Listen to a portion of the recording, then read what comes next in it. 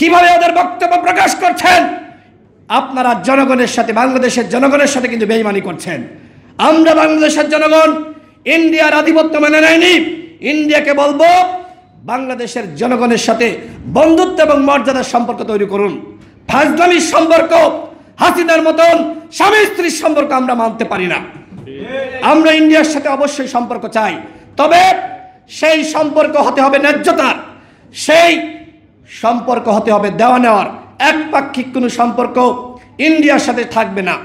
আমরা ইন্ডিয়ার সাথে সম্পর্ক চাই সেই ধরনের যে সম্পর্ক রয়েছে চীনের সাথে, আমেরিকার সাথে, পৃথিবীর অন্যান্য রাষ্ট্রের সাথে যে সম্পর্ক থাকবে, ইন্ডিয়ার সাথে আমাদের সেই একই সম্পর্ক থাকবে। আমরা যুদ্ধ চাই না, কিন্তু আপনি যদি আমাদের কাছ থেকে সবসময় নিয়েই যান আর কিছু না দেন, ওই হাসিনা যেটি বলেছিল যে ইন্ডিয়াকে যা দিয়েছি ইন্ডিয়া জীবন মনে রাখবে, আমরা ভাই এই সম্পর্ক চাই না। সংগ্রামী সাথী বন্ধুগণ, আজকে পেশাজীবী অধিকার পরিষদ যে প্রোগ্রাম আয়োজন করেছে, আমাদের প্রত্যাশা অনেক ছিল, আমাদের সেই প্রত্যাশা পূরণ হয়নি, কোনো প্রাপ্তি হয়নি। সরকার পদে পদে ব্যর্থ হয়েছে। একজন ব্যর্থ উপদেষ্টা, স্বরাষ্ট্র উপদেষ্টাকে নিয়োগ দিয়েছে, যিনি বাংলাদেশের আইন শৃঙ্খলা পরিস্থিতি মোটেও নিয়ন্ত্রণ করতে পারছে না, পারছে না। দেখবেন এলাকায় যান, খোঁজ নেন যে কী ধরনের বিশৃঙ্খলা চলছে। পুলিশের কথা কেউ শুনতে চায় না, দেখবেন র্যাবের কথা কেউ শুনতে চায় না। এক জায়গায় মারামারি হচ্ছে, অথচ পুলিশ কোনো অ্যাকশন নেয় না। পুলিশ দাঁড়িয়ে দেখে, মনে হচ্ছে যে পুলিশের কোনো শক্তি নাই।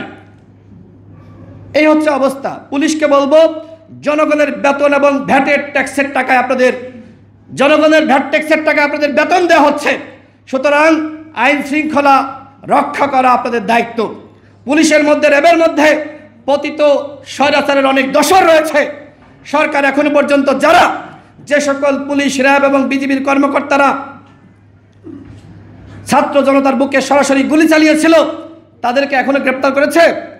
গ্রেপ্তার করে নাই।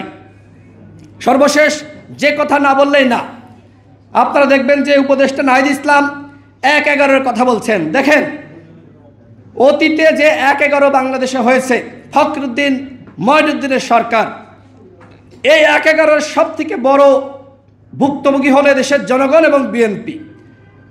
এখন কি আসলে এটি বিশ্বাসযোগ্য যে বিএনপি আরেকটি 1/11 চাই? বিএনপি আরেকটি 1/11 চায় না, বরং আপনারা দেখেছেন যে নেত্র নিউজের সম্পাদক তাসনিম খলিল, তিনি একটি পোস্ট করেছেন সামাজিক যোগাযোগ মাধ্যমে।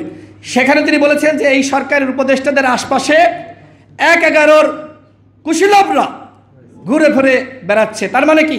তার মানে 1/11 বিএনপি চায় না, বরং এই সরকারের কোনো কোনো উপদেষ্টা 1/11 চায়।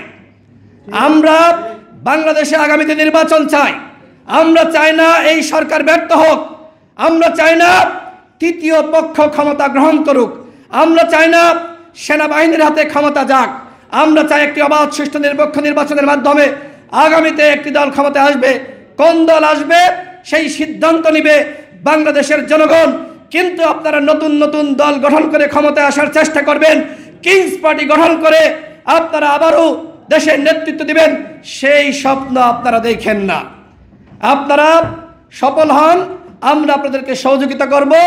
আপনারা ব্যর্থ হলে বাংলাদেশের জনগণ ব্যর্থ হবে। আমরা আপনাদেরকে সহযোগিতা করছি, কিন্তু আমাদের সহযোগিতার সুযোগ নিয়ে যদি আমাদের সাথে ছিনিমিনি খেলেন, আমাদের সাথে প্রতারণা করেন, সেটি আমরা মেনে নিব না। সবাইকে ধন্যবাদ। জনতার অধিকার।